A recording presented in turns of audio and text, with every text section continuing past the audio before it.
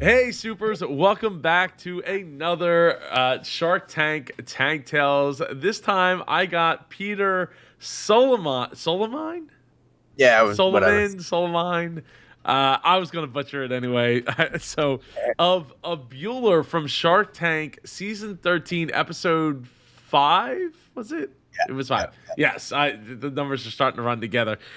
Peter, first off, I need some super claps wherever you are right now, sitting on the toilet, sitting on the train, sitting on the bus, sitting in your car. I need some super claps for Super Peter Salamine. Thank you, thank you. You're welcome. You're welcome. Happy to have you here. So, Bueller, I love the name. And I loved your pitch. I think you absolutely nailed what you were trying to accomplish. And I guess before we even get to anything pre Shark Tank, Mhm. did you come up with that intro or to your pitch, or did the producers like, hey, like let's make So this happen? it was kind of one of those things where like I had to plant the seed in their brain because it kind of wanted to be like they had a lot of ideas that I was not thrilled with. And so it kind of was just one of those things where I got the idea into their head, and it was a little tough, right? Because we broke the mold a bit with not coming out from the doors. So from that perspective, took a little bit of convincing, I guess you could say. But yeah, I bet. I mean, because they're used to a certain format to make it to make it all work. And right. if you do it and everybody else does it, then the format becomes not a format, and chaos ensues, and we can't have chaos. That's not Yeah. good. I noticed this past season running down the hallway is like a new thing to go make a deal. They all started to. It's So funny. okay, so so Shark Tank, when did it come to your mind that you either wanted to get on Shark Tank or that Shark Tank was reaching out to you to be on the show? Yeah, so it was I started the company back in March 2020, like the day classes went online basically. And for a while I was running it. I mean, I guess if you're I could just give you the brief version of the intro story and then how that leads Yeah, into go Shark ahead. Tank. So March 2020 classes went online. I was like, oh, this is great. I don't have to go to my 8 a.m. anymore. It was such a boring class. It was just like droning professor the entire time. There's no participation, no expectation of like having to talk or anything. So wrote a script that would just show up for me and I would sleep through it and then watch the recording at 2 o'clock. Um, and my friends noticed that, of course, and they were all like, "Oh, this is dope! Like, you should give it to us." So I started installing it on people's computers for $50 a pop, and then pretty soon after realized there might be a scalable business opportunity here. So teamed up with a buddy of mine, and we made it a public website. Shared the link around in a bunch of group chats and stuff, just friends from home, friends from school, whatever it was. And I guess that just spread more and more and more, and it got that sort of natural viral word of mouth growth. And 2 weeks later, we had 11,000 users. So I at that point that was like the pre internship stuff. So I did an internship that summer at a bank, which was brutal. Don't intern at a bank. And I was like trying to decide whether or not I wanted to stick with Beulr. And then after the internship, I was like, yeah, absolutely. Dropped out of school, focused on it full time. And then I was still at school while I was working on it. So I had all these friends that were just like, you got to apply to Shark Tank. And I was like, why is that the first thing that comes to mind? But so many people were telling me to do it. So I was like, all right. I just did it mostly to shut them up. And then it was like a 2 sentence application. What is your company? And of course, Beulr is a great 2 sentence company. So I submitted that. Didn't expect to hear anything. Didn't hear anything for like 3 months. And then one day I got an email. I was like, "Hey, we have some follow up questions about your website." I was like, "Oh, let's go." Like if they like the 2 sentence version of Beulr, they're gonna like everything else. So No, I definitely, I think it's a great idea. I think that there's definitely an application for it, and but I could see where some people would be like, well, you should really be showing up, especially if we start talking outside of school learning and we start talking about like actual trainings or like oh, you're supposed to know CPR. Oh, you didn't show up to the Zoom meeting that day. I thought you did show up to the Zoom meeting. I didn't get around to watching the CPR train. Well, now the person's dying, and you didn't fulfill your duty because you Buellered that day that day away. Blood on our Not good, right? Um, so Shark Tank came up, and of course, like I guess the benefit to this season from last season is you didn't have to quarantine for for like 2 weeks in a Yeah. hotel room by yourself. No, that was not the experience, luckily. One thing I will say, I mean, on that note, because I feel like it's a lot of people bring that up and it's worth mentioning, and a lot of that got I'm not sure exactly what I'm allowed to say, but a lot of the conversation on the show about that got cut, unfortunately.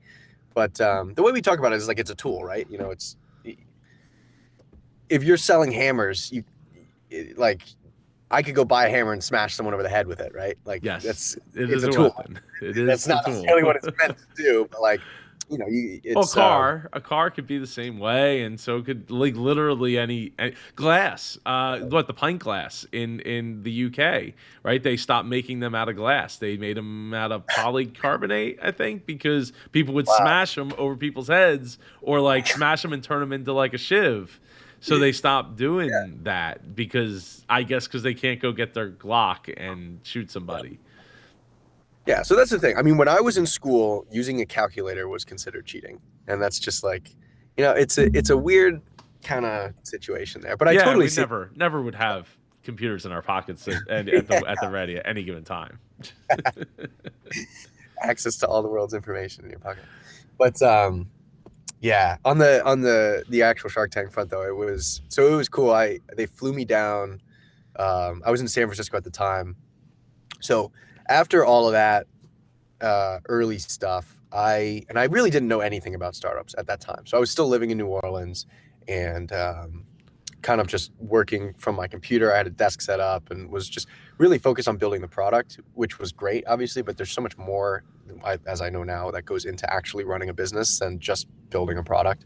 And so completely ran out of money, maxed out all my credit cards. I think they did mention that on the show, but moved in with It my did come parents. up. Yeah, yeah. So that was tough. And then I kind of randomly got a job offer out in San Francisco, just from a friend of a friend who was hiring software engineers, and they gave me like a ridiculous offer. I was like, "There's no way I can turn this down. I can't possibly pass this up." It was at such a cool startup, such a cool founding team. Um, and so I took that opportunity and I drove out to San Francisco the next week and then started doing Beulr part time. And Shark Tank, the kind of application process was rolling on the side while I was working full time.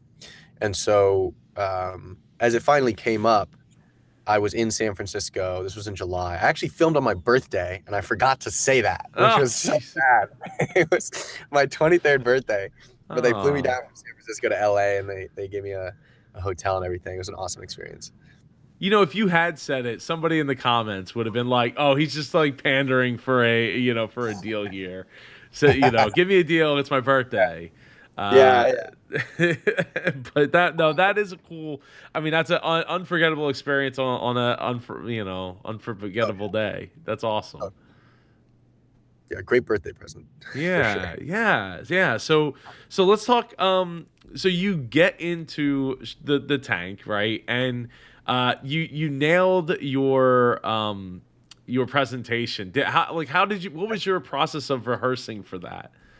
I tried not to practice it too much because I was like, if I do, I mean, it definitely sounded scripted, and I think they all kind of do, which is fine. But generally, tried not to prepare too much, so I didn't get nervous about it or anything. But I was in the trailer beforehand. They have you like in a trailer outside, and I was just doing. I did like vocal warm ups, like when you were preparing to sing or something, because I don't want to stumble on my words or anything.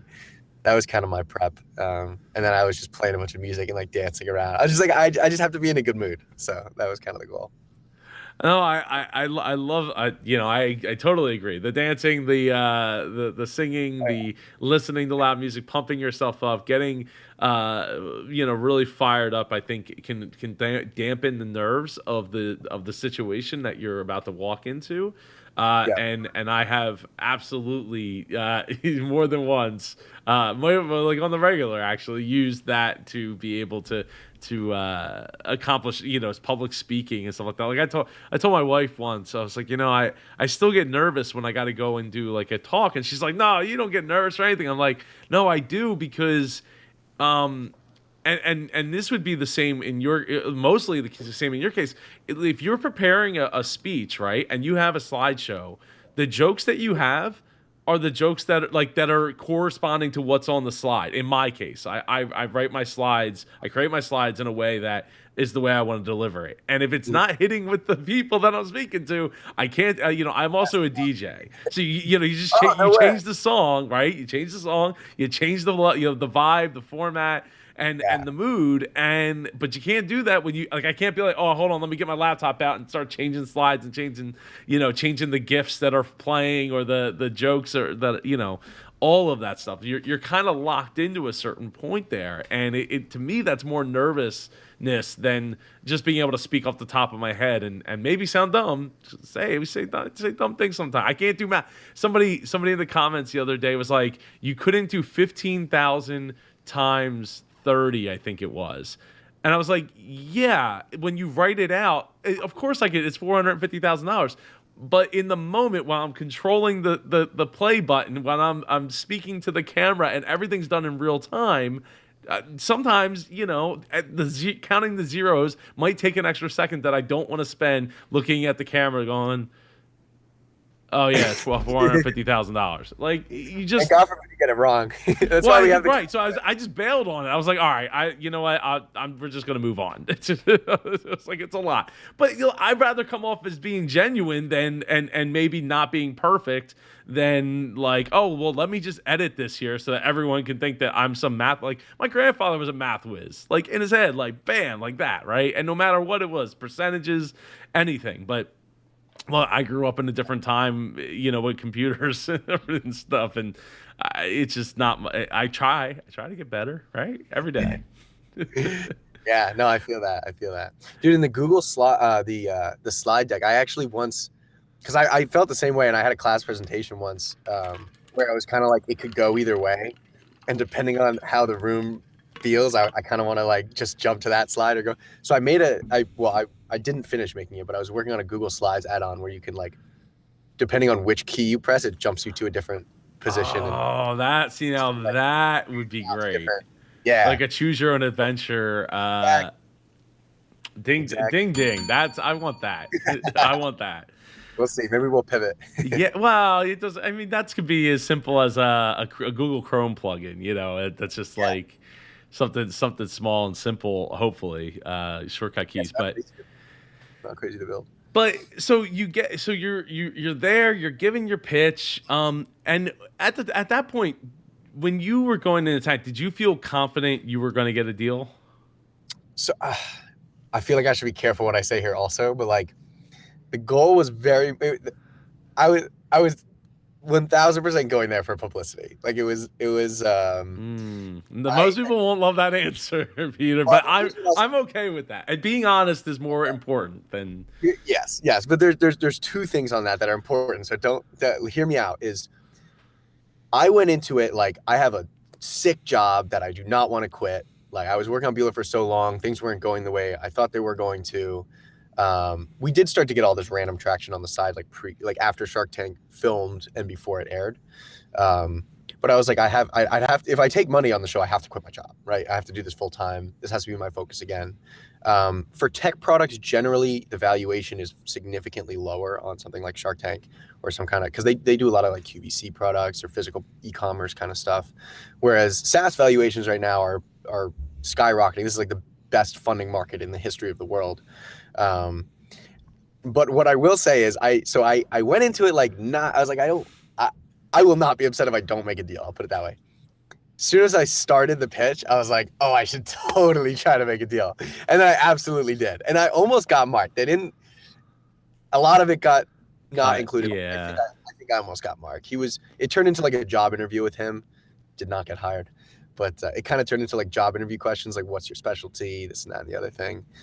We talked a lot about the company I was working for, which was a really cool company also. But what I will say, I mean, also though, like we didn't make that deal, and now we've raised $700K at a $12 million valuation, which is 16 times of a better deal than what we would have made on Shark Tank. So things are okay. Wow. So 700,000 on a 12 million valuation. So Yeah, so I obviously for anyone that hasn't watched any of my content or read anything on the internet, they cut a lot out of the show because they're cutting it down to 5 minutes, 7 minutes, 10 minutes, 12 Right. minutes, and so it comes down to like what tells the story and what story do they want to tell. So in my opinion, like as an editor myself, I would start at what was the result and work backwards from there to find the Yeah. story, and then you just start cutting from like you go back to the beginning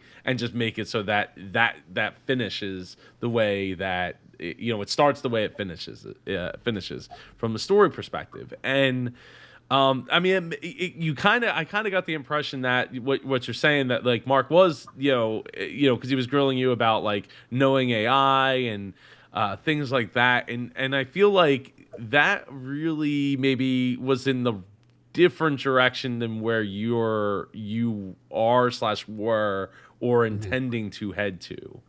Is that Yeah. correct? It's fair enough. It was like one of those things where I was like, we are building AI into the product 100%, but it's most likely not going to start with responsive agents that can pretend that they are you and speak. What it's going to start as is, okay, now we have NLP on top of the meeting recording that's being taken, and you have a transcript of everything that's been said. And then, oh, by the way, we have another like transcription system that will be built with GPT-3, which is not that expensive. And and we'll take the transcription and bring that down to a summary. And you have a meeting summary, and you can get like key Mm. points pulled from it and all these different things.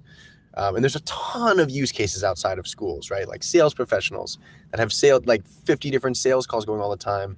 They want to send a bot to go attend for them, even if it's not like their name. It could even just say like Peter's note taker, right? It doesn't have to always be that you are.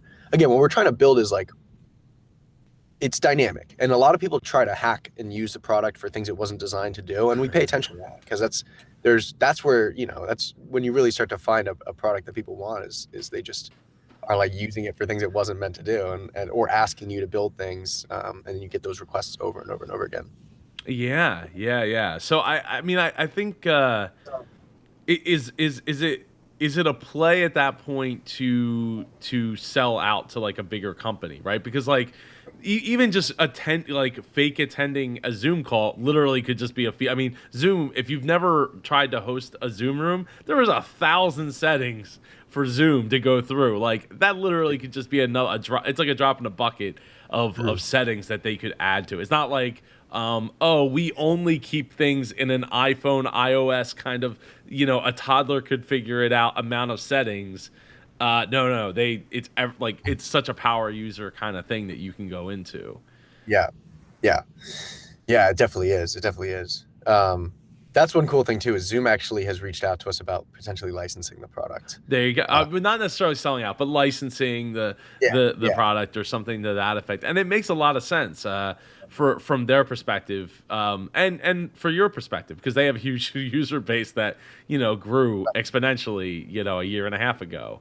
mhm, Um, and but I want to go back to the idea and I think emphasizing to people the importance of when you take the money you become an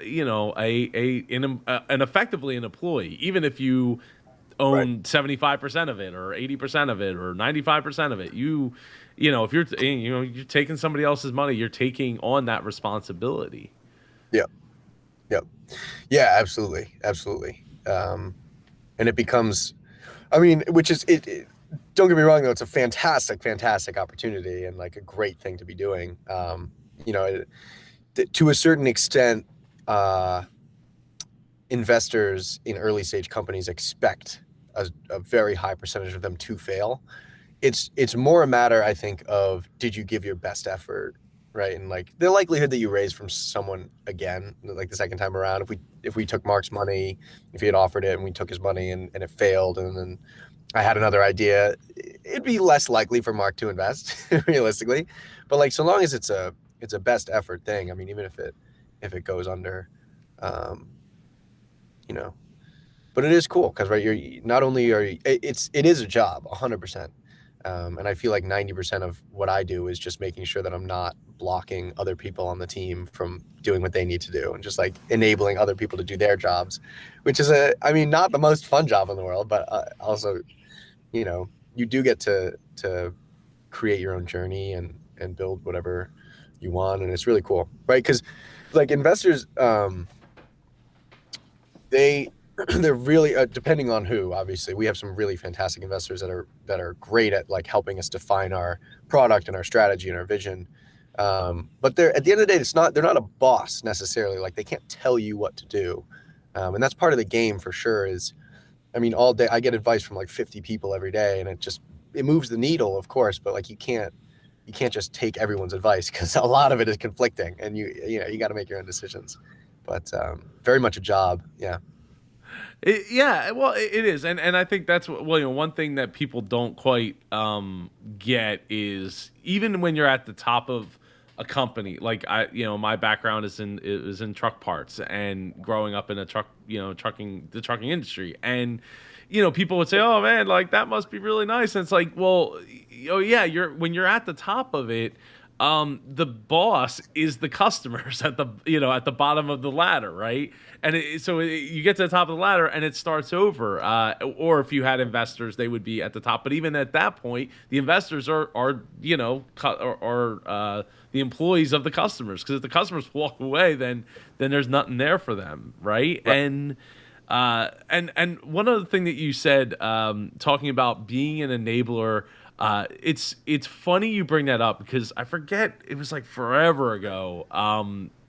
Somebody that I knew made the argument to me that as being a person in IT, as I've been through the years, uh, we aren't enablers, we are disablers, because a lot of times in the tech world, like we're telling people why they can't do something that way, because they're just like, oh well, I imagined it like it should be super simple, and it's like, well, yeah, it sounds simple, but it's not actually that easy to just talk it into existence. Yeah, that's what I will say to anyone listening is if you have the time to learn enough computer science that you know what's feasible and what isn't, it's very worth it.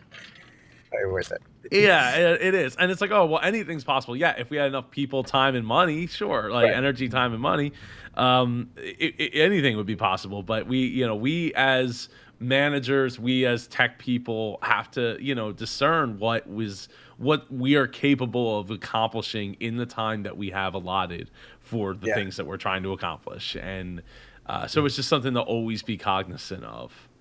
Absolutely. Yeah, that's a good point. Okay, so Mark gives you the advice of going back to school. Get back in school. I mean, Uh, I had to bring it up. You didn't say before the interview to not bring that up, so here no. we are. Yeah, man, I am so pissed that in the post interview I was like, yeah, I might go back to school. I don't know why I said that. I'm not going back to school. No chance. No chance. Not a shot. Um, I thought it was kind of crazy. I see in the as soon as the post interview ended, I was like, I should not have said that because they're definitely gonna put that on there. I'm not like super anti college. I know a lot of people out in San Francisco that are like very anti college, and I think there's an argument for it. There's also an argument for going to college and finishing your Both degree. sides, yeah. But I have a lot of friends that have dropped out. A lot of them are very successful. A lot of them are not successful. but but it's kind of it's like if I think if you are doing something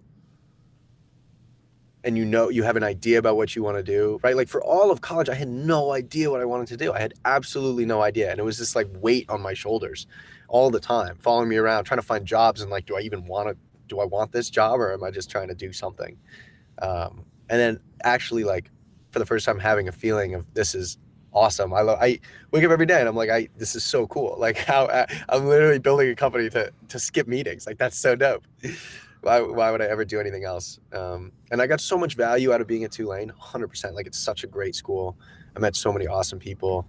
Um, but looking at it now, like the value I would get out of finishing one more semester or like two more semesters and just taking 3 or 6 months out of my life to go and sit in like a language class and the things I have to do to finish are so not exciting. it's just like, it's not, it doesn't seem worth it. Like there's so many, I think life is about, and let me not get too philosophical No, here, be but be my guest. life and career and all these things, it's about passing up opportunities. That's what it's all about. Everything you do, inherently, you're passing up infinite opportunities. And I feel like even right now, there are so many projects that people have been reaching out about that are really exciting. There's so many things I could be working on. I have a much better idea now of how to build a company, and like what, just going and spending time sitting in class right now and learning about how to speak Spanish would be awesome, but it's not super high leverage right now for me. And the degree, at least in San Francisco, it's way better to say you dropped out by the seams of it than that you finished your degree. It's kind of funny, but that's where my head's at on that now. I do love Tulane though. Well, as a two-time college dropout myself, yeah, right. I can say I see both sides of it, right? And on the second go around for me, I was much older in the class. I was like 27 at that point, and the teachers, I became friends with the teachers because a lot of them were not much older than I was, and they were like, what are you doing here? Like, what do you expect to get out of this at this point? Like, you already know all the things that we're teaching. In fact, you know it better than we're teaching it, because the what you know is what I'm experiencing at my day job. But I can't teach that here because they won't let us teach that here. We have to teach it the way that it was, because the way the head of the accounting department wants it to be. And it's like, but we do, we're doing $100 million, at $100 million company. Like, were we doing it wrong this whole time? And that's like my question is like, oh my God, like we were that far off. And they're like, no, that's the way we do it at my job too. We're not allowed to teach that here. And I'm like, well, then what are we doing here? What are we doing? Like, why? So I understand. I definitely get both sides of it, and ultimately that's why I left the second time, was because I was like, I don't feel like I'm wasting my time, but I'm not going for a middle management job. So going for my MBA Yeah. is not going to do me any good at this point in my life. But I will say, you said you're 24 currently. 23. 22, you're 23, so like you could spend the next 4 years, fail, and still, if you had to go back to classes, still make it work. And that's what I tried to do, but ultimately it just wasn't gonna work for me. Now, with the difference between you and I, with your programming background, which I was a bit of a programmer back in the day, back in like high school, going in that direction, you don't necessarily need a degree to tell people that you know what you're doing. Right. Yeah, that's actually something worth noting for sure. Is like I mean, generally, like with engineering in general, maybe not just software engineering. I don't know a ton about like mechanical engineering or anything like that, but I would love to. yeah, me too. Um, it's I guess it's a little bit different because you can showcase your work a lot more easily, right? If you're building websites and apps or like any sort of cool open source software, it's all public. It's on your GitHub or it's on wherever you post your projects. So it is a little bit different of a story. But that's one thing too. I mean, like the way I've calmed my parents down about it is like I know for a fact I can go find a job that'll pay me $150,000 a year minimum anywhere in these companies in San Francisco. Like if there's no opportunity here there's no chance where I completely fall on my face. I don't think. We'll find out maybe. But Yeah, where you're working at McDonald's or something, I'm scrapping down. by. Yeah. Well, at that point, you moved back, to you say you're from Louisiana? Well, I grew up in Maine, but In Maine. Tulane's in New Orleans, Louisiana. Oh, okay. Well, Maine's not as cheap as like New Orleans type of expenditures versus say San Francisco, to be able to make it. But yeah, I think it does come down to intention though, right? Yeah. Where do you want to be? What expectations of life do you have? How you want to live your. I always say, like, building your business for your lifestyle, not your lifestyle for your business, because that's how it generally ends up happening. Is the business overtakes your lifestyle, and I think that if your lifestyle is not like super bougie, then you can get away with Yeah. not, maybe only making, taking $70,000 a year or whatever for a couple of years out of your business and making it grow, exponentially, instead of saying, well, I could be taking, 200,000 or 300,000 out and having a good, grand old time, maybe not in San Francisco, to get you like the Yeah. shack down down by the river, but, yeah, Sleeping. so okay, so you say that you wish you hadn't said that, but I wonder if that kind of set the tone for the story that they told in again, working backwards sets Yeah. the tone for what they're going to pinpoint out of your pitch. I think it very well may have. But just generally, I mean, I was, again, I got to be careful probably what I say, but like I was, I'll put it this way. When I walked out of the tank, and you can kind of see in the poster, I'm pretty happy. It was pretty, I thought I killed it. I was like, that went so well. I wasn't nervous at all. I don't know how, but I was just flowing. I was totally in a flow state. I was having a great time, just such a good conversation. And I walked out and I was like, you know what? I did great. They have you talk to some people afterwards. They were Hmm. like, you might feel good now, you might feel bad later, and it's totally fine. Right. And I was like, yeah, I'm good. And then when I watched it air, I was like, I do not remember this happening. There was a lot of really positive comments. There were a lot of really positive comments that were left out, or like there were a lot of, I don't know, excuse my French, but like the shit sandwich method of management, where you kind of like, you're really great. I don't like this, but you're really great. Hmm. There were a lot of those, and they kind of got the bread off of those, unfortunately, and we just got to see me getting roasted. but yeah, that may have set the tone, and they definitely worked backwards from like, they had enough content to make it look that way for sure. How long were you out there for? It was like an hour and a half. You were out there It for was an hour and a half. Wow, you got like you must have gotten a full on interview from there from was Mark. more interest. There was more interest than it seemed, for sure. Uh, yeah, but I mean, all around, like such a cool experience. I would not in a million years go back and not do that if I had the opportunity again. Like it was so cool. So I want to say, from a marketing and branding standpoint, even not getting a deal, I think that your pitch, it will be one of the more memorable ones, and making a statement might have been more important than actually ending up getting a deal. And not just from the, like you were saying, like, oh well, I was kind of doing it for the exposure end of it at that point because of where I was with a Mhm. job and all that. But I think, if you're gonna do it and and kind of go at it from a standpoint of, let's just get in people's minds, you go and you make a statement, and I think you did that by not by not walking out. And so, did Yeah. they just like roll the bed out and you just happened to be in it? Like, they genuinely didn't know you were there, I assume, I hope. Uh, Oh of God. course, I didn't know. Uh, Uh-huh. Uh-huh. but yeah, a lot of things. I think that's probably one of the reasons why I wasn't nervous, is because like you watch the show and there's like the music and like all these things going on. Which, first of all, also I will say, I will find who chose that song to play while I was pitching, and I will slap them. I'm going to find them. I hated that song. As soon as they started with that song, I was like, "What are you doing?" But yeah, no, it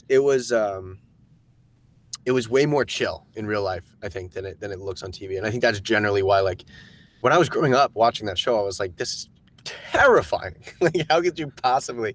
It's like a class presentation times a million.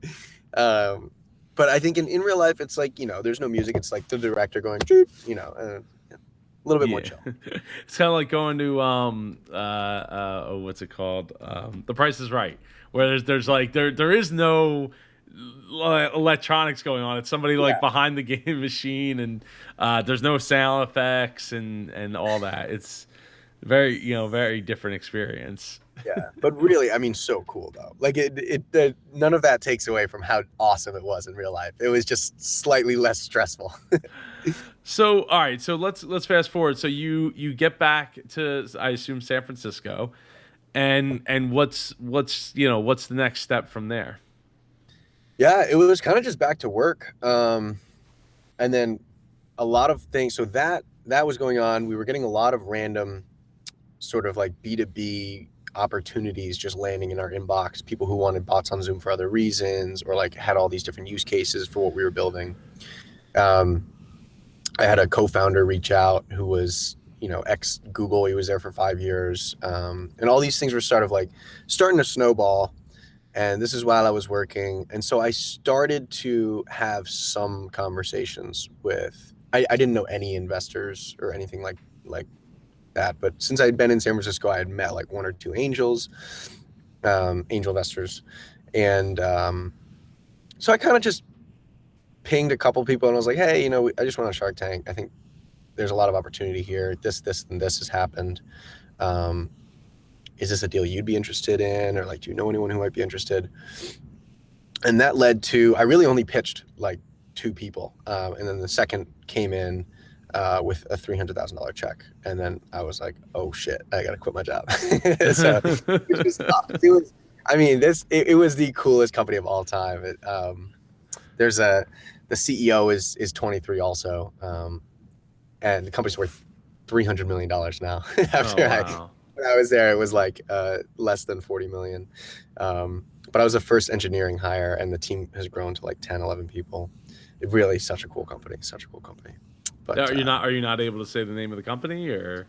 It's called Ponto. Ponto.org is the name of their Okay. Their website. But yeah, no, there's two co-founders. One was the head of FX trading at the Lehman Brothers for 10 years, way back. So he's older now, and but like really, really sharp and such a financial genius. And then another co-founder who built and sold a company to Apple, and then was at Apple for 5 years as the head of iCloud. Just like a crazy team. And then there's me. I have no idea. Learning a lot about startups. So I learned a lot about what it means to actually run a company instead of just building a product and trying to get people to use it. Yeah. I learned a lot. So I was back in San Francisco. I got this commitment, this check, and I was like, "Damn, this is really happening." Back to Beulr.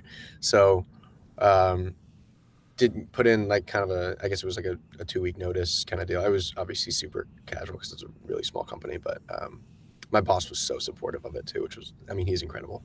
Will, yeah, and then it was just like one day I got out of bed and I was like, "Oh shit, I have to go to work. What am I supposed to do?"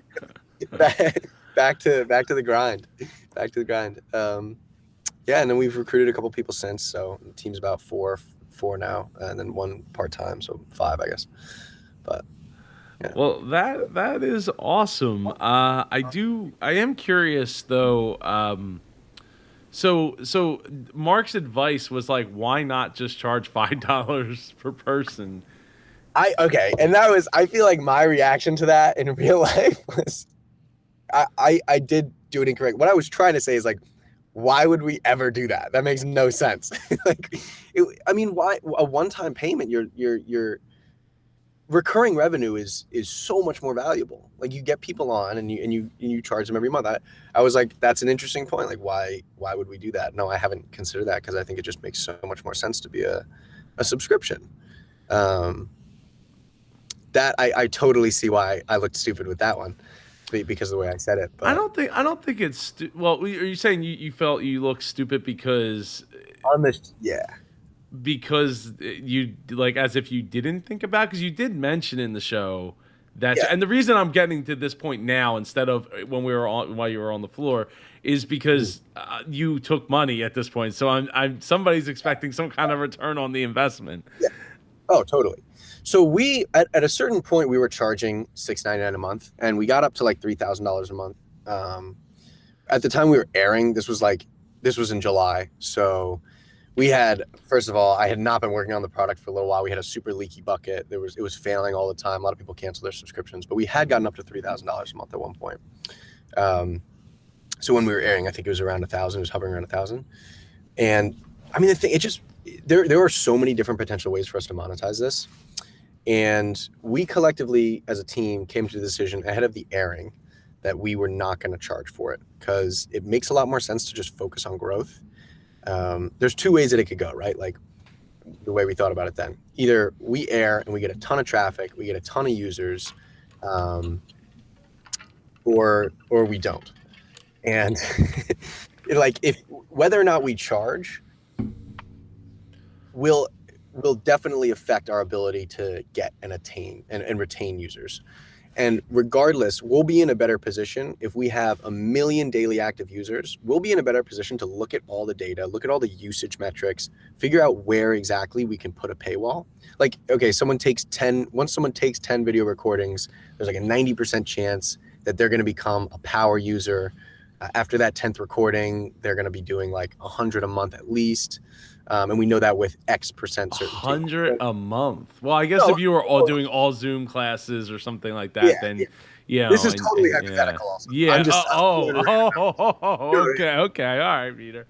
Yeah, this is totally how Okay, I'm I saying. didn't Like, know if that was based on real metrics. So I was no, gonna say no, like, wow, that seems like a lot. But if you have 5 classes, 6 classes that are yeah, meeting twice a week, you know, you could make the argument that you could get pretty close. I'm not doing the math in my head because I'm not falling for it, Peter. I'm not falling for it. a sales team is another great example, right? If you're a sales manager and you've got a sales team of 10 people and they're doing sales calls all day long, and you just want to like keep up to date, right? You just want to have a summary of what happened in the meeting, and it's impossible for you to just be doing this back and forth with 10 people. Like, how did that go? How did this go? And you just have it all compiled in one place. Then all Like, bots show up and nothing gets done. eventually the boss could be doing the sales.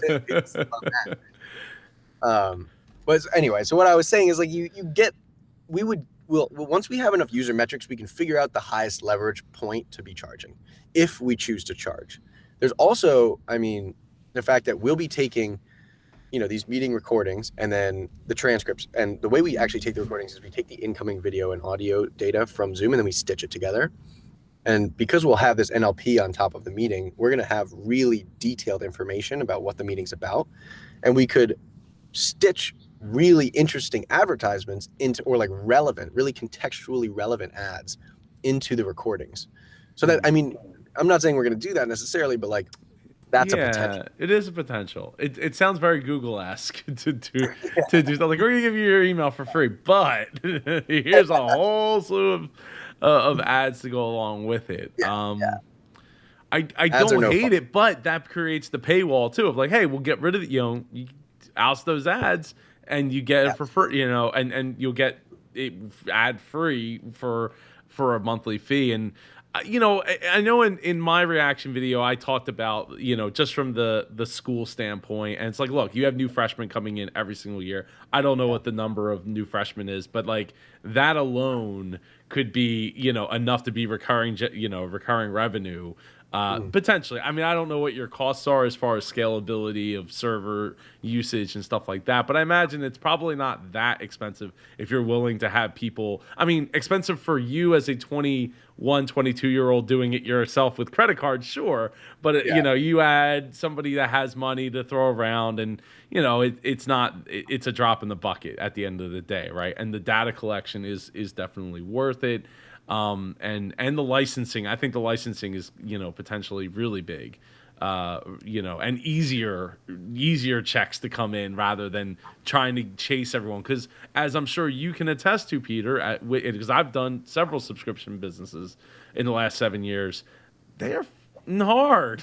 They are not easy to get people in, and then to get people, to open their wallet, and get their credit card out to go from, $0 to 1 penny to $1 to $10 a month, right? Is really hard. And I've been there, and then to keep them on for more than 2-3 months, and then you would at that point probably have, oh well, it's summertime, so I'm willing to bet that part of your summertime slump was kids aren't they're not in school, so it's like, hey, what am I paying $6 a month, $7 a month for? Like, that's my Disney Plus money, or my Netflix money, or my get gas so I could go to do something money. There's a lot of money for someone. It potentially can be, so it makes it's a very difficult model to get. I mean, that's why like all these subscription models of like sending things out. My good friend, actually, I haven't opened it yet. she just started her own for podcasters and sent me the first care package. And Nice. but I'm talking to her. And I'm like, this stuff is hard. Like you're gonna find out, it's not that easy to keep people in. And when you start talking about $30 a month subscriptions, it's hard to keep people on for more than like 2, 3, 4, 5 months. Mhm. So you combine that with the ability to just grow the user base. So I think ultimately you made the right decision there to just like, let's just keep it riding. We have money. We're not hurting for it. Let's keep it growing. And so Shark Tank airs, and what kind of traction did you get? Ooh, we got a pretty significant. Let me see. Pretty significant amount of traffic, and I want to say it was like around 30K. Yeah, 25,000 visitors like that That 2 night, days. 2 Yeah. days. Okay. Yeah. It was actually lower than what we had anticipated originally, which was good because we were, I mean, the entire 4 days leading up to it, just not sleeping, trying to make sure our servers were prepared for the load. And so fortunately nothing went down and nothing failed. But yeah, it was definitely good for the business. That's for sure. Well, that's great. Did a lot of those people sign up, convert? Yeah, I we would we I got would a think people that get there, see that it's free, would mm, probably convert if they're getting to your website. yeah, we got I want to say we got around like 10,000 signups from that, something in Okay, that. that's not Uh, that's not a bad that's not bad at all.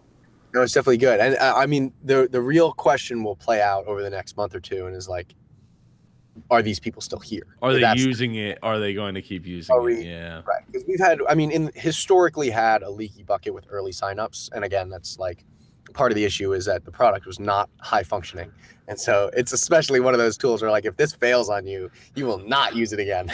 Yeah.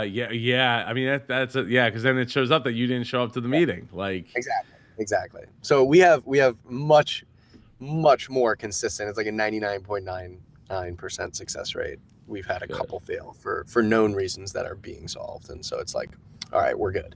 The question is, are people willing to use it consistently? And if so, I mean, even if not, right? As soon as we get transcriptions live, we'll probably start targeting more of a professional audience, just generally, because it's a lot higher leverage. Um, but if so, I mean, that's when we'll start looking at the numbers and saying, all right, there's like 20 different things that we think we could do. We could charge just for video recordings. We could charge based on the number of video recordings you take. We could lock certain features behind a paywall. We could just charge $6.99 a month. It could be a 7-day free trial. And then maybe just test like 50 different things. Maybe not 50, but like 20 different possible monetization strategies. Again, that's really hard to do with low user numbers, but as we continue to grow our user base, it'll be easier. And then just look at that and be like, if we can get a difference of a single percentage point in conversion rates, like that's massive. Mhm. That's so huge. So fingers crossed though. We'll see how. Absolutely. And we were talking about AI earlier, and like answering, you were saying meetings being done by AI or by bots, right? And it brings me back to I'm sure you saw the Google I/O conference where they had the Google, like, okay Google, answer or call a hair salon for and order a woman's haircut between this hour and this hour, live on stage. If you haven't seen it, go on. It's wild. But it almost makes me think that like they haven't quite got there yet, because guess what? You can't, okay Google, I want a women's haircut at this place by between this hour and this hour on these set days. Yeah, yeah. I And the mean, it's person definitely the apparently had no idea. They didn't know they were talking to a bot with this, a whole crowd of people. I mean, if Google's to be believed, I don't know at this point, but you are going back. I want to say it was like 2017, 2018. They did you just type in like Google women's haircut. I bet you that would come up. Let's see, Google AI women. assistant calls local business to make appointment. Yep, you found it. Yep. Wow. Yeah, there's some cool stuff out there. There's some, I mean, as I've gone deeper into this rabbit hole of like personas to. I want to shout out one. It's called Replica AI, Replica with a K. Like Just such a cool. replica.ai is like the website, or Yeah, yeah. It's their landing page says the AI companion who cares, always here to talk and listen, always on your side. Join the millions growing with their AI friends now. And it's like you chat with. It's just a GPT-3 model. You chat with it, and it learns how to talk like you. And then my understanding of it, at least, is that eventually it will be able to chat on your behalf, which is, yeah, this this is is so wow. cool. I Like, mean, crazy, but like, it's the way we're going. I mean, you saw the Meta thing from Facebook, like the avatars that represent you that are not necessarily you. There's the snap camera stuff, like snap camera going into Zoom, and you can like edit your face in all these different ways and fun ways. And we're very soon going to get away from this model of like grids of people on the screen, because it just doesn't work, right? And with the advancement of VR and AI and these things come together, and it might be 10 years out, it might be 20 years out till we actually really start to see physical manifestations of us existing in a virtual reality, but it's coming. And whether or not Beulr's the one to build stuff like that, I mean, it's inevitable. yeah, no, absolutely. It is inevitable. I don't know that I want to live in Ready Player One just yet, but Oh, we I will. love that movie. And the movie's great. I'm But down, so down to live in Ready Player One. oh, I That's don't my know. I don't know. Well, I mean, when Ready Player One's better than the world that or that's living around us, then I guess yes, I would be too. Um, but so, well, before we wrap up here, Peter, was there? How can people get Beulr? Yes. So the website is completely free. I noticed, from your perspective, I was like, damn, we got to make sure it's more clear that it's free to Yeah, use. I was very It is confused now, or it's not from free. it. Yeah, and, that's and totally on and us. in all fairness, you're not the only site that I've had that had that issue. Uprising, like I don't quote unquote famously had that issue too. I couldn't tell what it was. I did a preview video and I was like, "Is this for grilled cheese?" I'm not sure. Like it was for the bread, but it took me a while to figure that out. And that's one of those things where you just have to make sure that it's straightforward as possible. Yeah, yeah, it's got to be clear. It's got to be clear. And I mean, we look at this website all day long, so it just is so normal and natural to us. But it's worth getting more eyes on and getting feedback on. But yes, the website is beulr.com, Beulr.com, or you can just look up Beulr, Beulr, or a lot of people misspell it. So I'm gonna try to buy the other domain, Buelr. But That's uh, probably not cheap. yeah, no, it's definitely. I was not able to get it, at least so far. But yeah, you can sign up. It's just email password. We don't send all these annoying marketing emails. Maybe one a month, but like I've not really been on top of that. So don't worry about your inbox.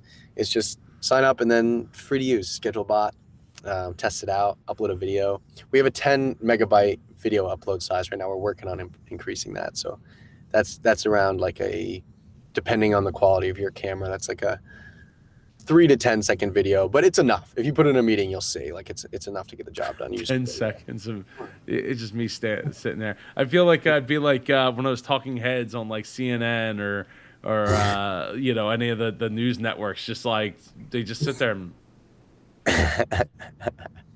I don't know if they train that. I don't. I wonder that because like I'm gearing up to do some media stuff as well, and I'm like I smile. I don't know. Like maybe it's because you don't want to be distracting or something, but I smile too much for that to just sit there with a big frown like frump on my face, like some of You're these happy. people. It's definitely a good problem to have. I think it is. I think it is. Well, thank you so much, Peter, for being here. I appreciate you giving such a great interview. Is there any last thoughts you'd like to share before we wrap up here? Dude, thank you. I really appreciate it. This was awesome. And now I'm trying to think. I mean, I am, you know what? Let me share one thing that came to mind. Yeah, shoot. This is worth sharing because I know we got a lot of really awesome outreach after the episode, and I think a lot of people need to hear things like this. But one, I got a DM recently, and I'll send you a screenshot of this. But it says, Hey, LOL, I just saw your episode on Shark Tank and I, all caps, love your product. Heart, honestly, really wish this existed when I was in school. I dropped out of high school because I had to work full time to help my mom. If something like this existed, I would have never had to drop out or flunk out due to unattendance. This is so cool and you're such a badass. But it's cool, you know? Like I love that. there's awesome use cases for this and I just wanted to share that. I think that is the perfect example of the counter argument for that. This is so that people can cheat the system. The Exactly. system. Exactly. There is a lot of, I'm sure there's people who have, I don't know, Zoom anxiety or something to that effect that would need, could utilize this service as a coping, not a coping mechanism, but an opportunity to not have to deal with the Zoom anxiety. So Yeah. there is definitely more than just the school side of it, but I think that's really I think that's really smart of the person that wrote that to you to be thinking like they got a big brain going on there to be able to think like Yeah. that. That's Yeah. awesome. Yeah. Well, I again really thank you so much for having me on. It's such a pleasure, and I appreciate you giving me this platform to speak. And you definitely earned a new subscriber. Oh, gee, thank you. I greatly Oh, it's an appreciate awesome it. channel, man. It's an awesome channel. Oh, thank you. I do my best to give as much as I possibly can, from the entrepreneurs to Shark Tank to the Prophet to Bar Rescue to Undercover Billionaire, to all the people that tell me I'm an idiot or I should shut up or that my face is covering up Oh, the thing. Like, okay, cool. Like, I appreciate you commenting and watching, and that's the best I could do for you. yeah. Don't waste your time. Don't waste your time. People have problems and they like to take them out on the comment section. They do. I've seen a few that are very specific, hateful comments, and I'm just like, man, I feel bad. Like I don't want this person to feel like that. That's terrible. Not even towards me, but just in general, because there's probably somebody else that they're probably taking it out, and it might be themselves, that they're Yeah. taking it out on, and that's a shame. The whole super thing is about bringing the super out of you and the people around you, and that's what I really want. It's really about the message. It's not about me being awesome. This shirt doesn't say Super Joe. It's the Super Entrepreneur, because that's what the messaging is for. It's for people to go and be super. That's really cool. I appreciate that a lot. Well, Man. Peter, thank you again for being here. I appreciate you watching all the way to the end of this 1 hour interview. It's been an absolute blast. I hope we didn't talk too far over your head when it comes to technology stuff, but I'm assuming that if you made it here that you probably didn't fall asleep or botted your way through this interview. I'd appreciate if you go check out one of those videos. I'm going to link over there. And Peter, thanks again for being here.